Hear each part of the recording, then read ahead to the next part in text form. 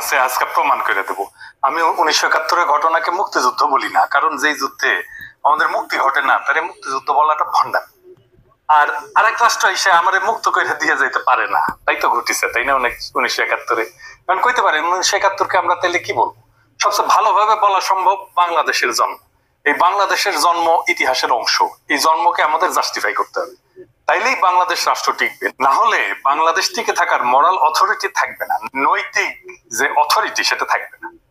যাই হোক, সেই আলাপ আমি পরে করব, আজকে না। আজকের আলাপটা একটু মুখরোচক টাইপের। 1971 নিয়ে, মুক্তিযোদ্ধাদের বীরত্ব নিয়ে ফাপা আর মিছা কথা কিভাবে ধরতে হয় সেটা দেখাই দেব। আজকের টেস্ট কেস হচ্ছে ফজা পাগলা, আর ফজা পাগলা যে প্যাথোলজিক্যাল লায়ার সেটাও দেখাই দেব। আসেন আল্লাহর ওয়াস্তে শুরু করি। ফজা পাগলা একটা সাক্ষাৎকার দিচ্ছে বেকাত্তর টিভিতে। রণাঙ্গনের স্মৃতি এই সিরিজে তারে আনিছিল শফিক আহমেদ, এটা এই অনুষ্ঠান করতো। তো এই অনুষ্ঠান এতই গুরুত্বপূর্ণ মুক্তিযুদ্ধ চেতনা মারানীদের কাছে যে মুক্তিযুদ্ধ জাদুঘর এই জন্য তারে পুরস্কার দিচ্ছে। দেখেন, তার মানে এই প্রোগ্রামে যা যা বলিছে সেসব গুরুত্বপূর্ণ কথা আমাদের আমলে নেওয়া উচিত। আসেন এগুলো আমরা দেখি, তার আগে তার কথা শুনি, তারপরে আমরা পরীক্ষা করে দেখি কথাটা সত্য আর মিথ্যা কিনা। প্রথম দাবি, সে 1971-এর 9 মার্চ পতাকা উড়াইছে। দেখেন এডিটর সাহেব, তার কথাটা দেখান। আমি কিশোরগঞ্জে 9 মার্চ পতাকা উড়ালাম, 10 মার্চ কিশোরগঞ্জ শহরে রইলাম, 11 মার্চ আমি ইটনা আমার গ্রামের বাড়িতে চলে গেলাম। আচ্ছা, এবার আসেন দেখি কিশোরগঞ্জে কে কবে স্বাধীন বাংলাদেশে পতাকা উড়াইছিল। 1971 সালের 6 মার্চ অকুতোভয় ছাত্র নেতা কামরুজ্জামান কমরু কিশোরগঞ্জে সর্বপ্রথম স্বাধীন বাংলাদেশের পতাকা উত্তোলন করেন। কিশোরগঞ্জে পতাকা উড়ানো হয়েছে 6 মার্চ, 9 মার্চ না। সে উড়ায় নাই। এইটা সাহেব একটা স্কোর কার্ড করেন না পাশে, শেষে দেখুন নি ওই পাস করিছে না ফেল করিছে, লেখেন পতাকা উড়ানোর দাবি। নাম্বার কত দিমু? দুটা শূন্য, লাড্ডা গোড্ডা।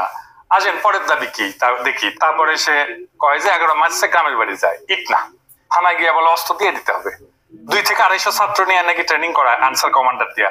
পরে কইছে এটাই তার একমাত্র ট্রেনিং এবং এটাই তার কমপ্লিট ট্রেনিং আর কি, আনসারের ট্রেনিং দিয়া মিলিটারি যুদ্ধ করেছে। যাই হোক, এবং সেই ইটনায় গিয়ে আমি ওসি সহ সমস্ত পুলিশকে বললাম অস্ত্র সব দিয়ে দিতে হবে, এবং ইটনার মাঠে তৎকালীন আনসার কমান্ডারদের নেতৃত্বে আমরা ট্রেনিং দিতে শুরু করলাম।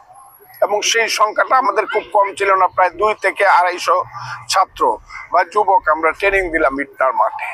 আমি আমার জীবনের প্রথম যুদ্ধটা করেছিলাম। ওই যে ইটনাতে যে ট্রেনিংটা দিলাম, সেই ট্রেনিংটা আমার সম্পূর্ণ ছিল ট্রেনিং একটা। তো মুক্তিযুদ্ধে ইটনা উপজেলা এই শিরোনামে মুক্তিযুদ্ধ জ্ঞান কোষের প্রথম খণ্ডে এই ট্রেনিং এর কথা নাই।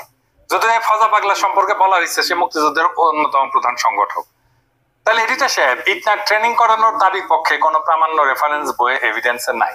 তাহলে এটিও সে লাড্ডা গোড্ডা দেন। এডিটর সাহেব 2 শূন্য, কি আর করবেন, যা দিবেন হাতে তাই যাবে সাথে।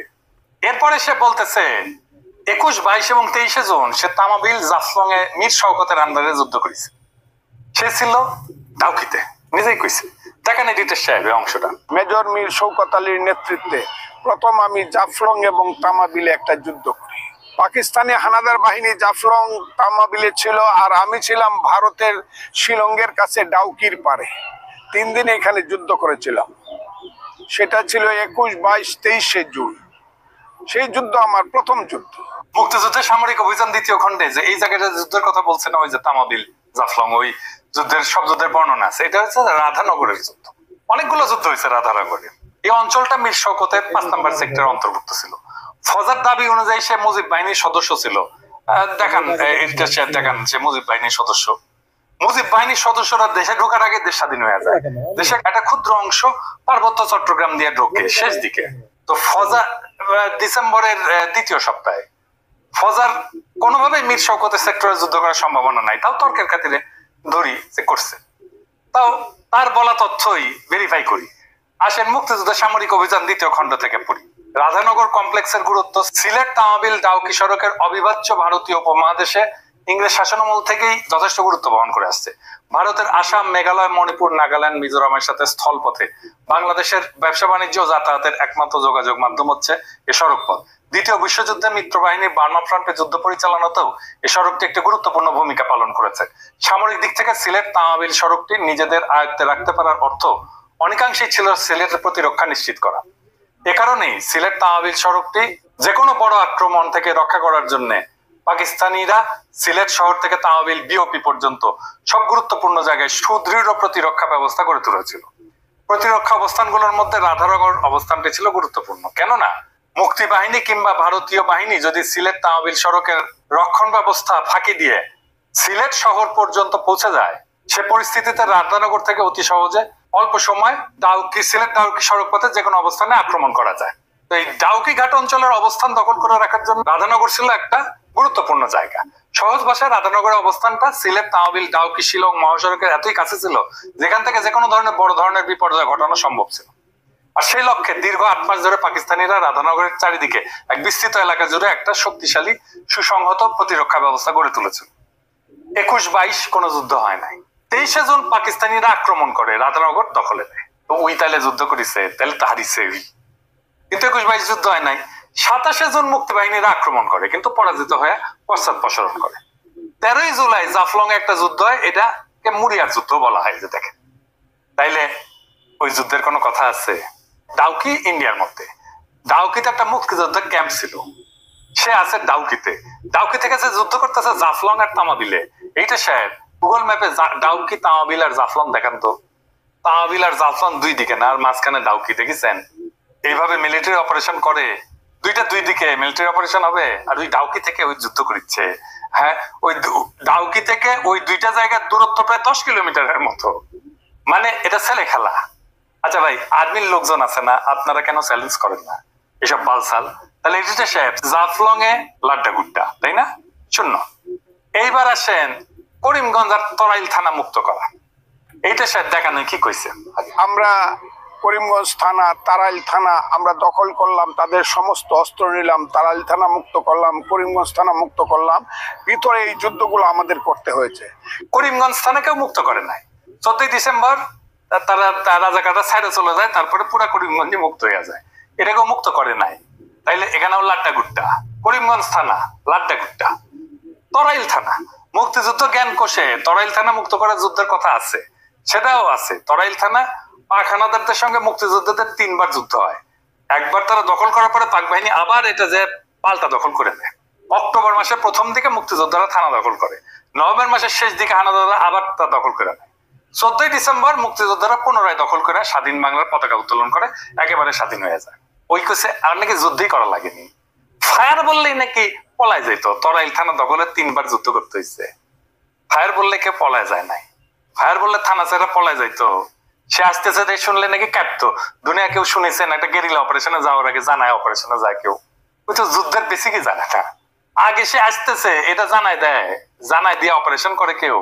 বালসাল যা বলে বাঙ্গুরা সেটা খায়। সে নাকি কান ধরে উঠবাস করে ছাইড়ে দিছে। এডিটার সাহেব শোনা।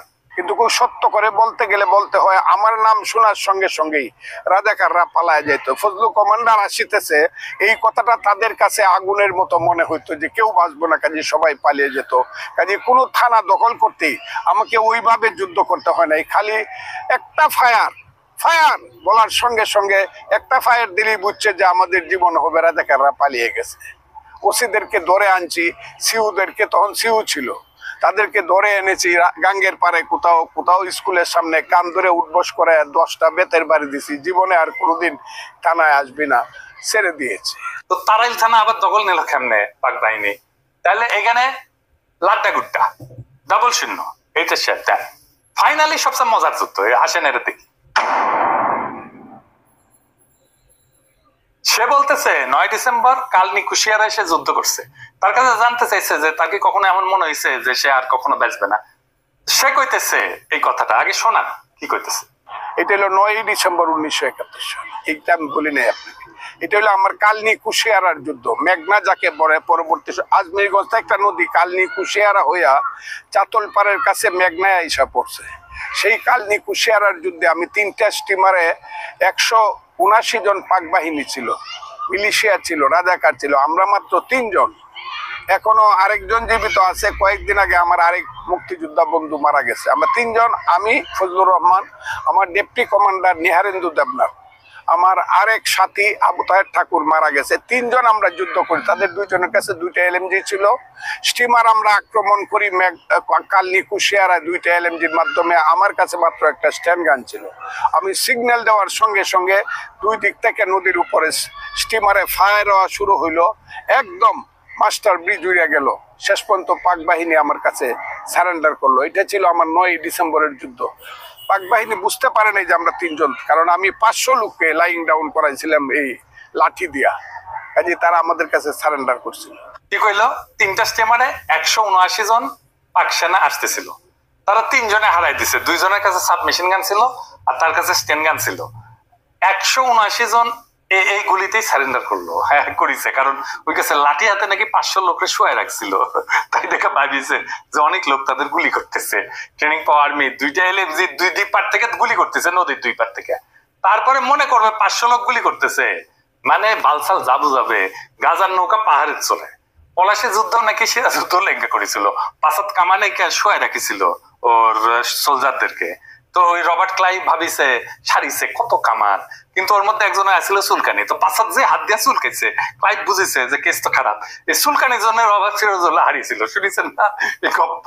চুলকানির ওষুধ বিক্রি করে যে সমস্ত হকার তাদের কাছে, এই গপ্প ওই ফজা পাগলা শুনেছিল। তাই শুনে আমাকে শুনেছে, আমাকে বাচ্চা কাচ্চা ভাবিছে। বাচ্চা কাচ্চারা এই সমস্ত গল্প করে, দামরা বুড়ারা এই সমস্ত গল্প করে, সেগুলো আবার শুনে কেউ কিছু কয় না। এই জন্যই এদের এত বার বাড়িছে। ইয়াল্লাহ দরবেশ বানায় দাও, আমি এই দুনিয়ার থাকুন না। তো এডিটা সাহেব পাশ করিছে, ওই করে নাই। দেখেন না যে বিশেষ বিবেচনায় পাশ মার্ক দেওয়া যায় কিনা, দেওয়া যায় না। দেখেন দরিদ্র অথচ মেধাবী, এই কোটায় দেওয়া যায় কিনা পাশ মার্ক। এই কপালটাই খারাপ রে ফজা পাগলা। বেকার তোর টিভিতে সাক্ষাৎকার দেওয়ার আগে তুই কি আলু খাইছিলি? আলু, হ্যাঁ তাই মনে হয় গোল্লা পাইছু। পরীক্ষার আগে আলু খাইতে হয় না রে পাগলা, তোর কোনো দোষ নাই, দোষ আলুর। তোর আলুর দোষ আছে। এবার ফুট মুক্তিযোদ্ধার দোষ চাইতে আসিস না, তোর ভগন্দর হান্দাই দিব মুক্তিযুদ্ধ। এবার কে আসবে মুক্তিযুদ্ধ? নেক্সট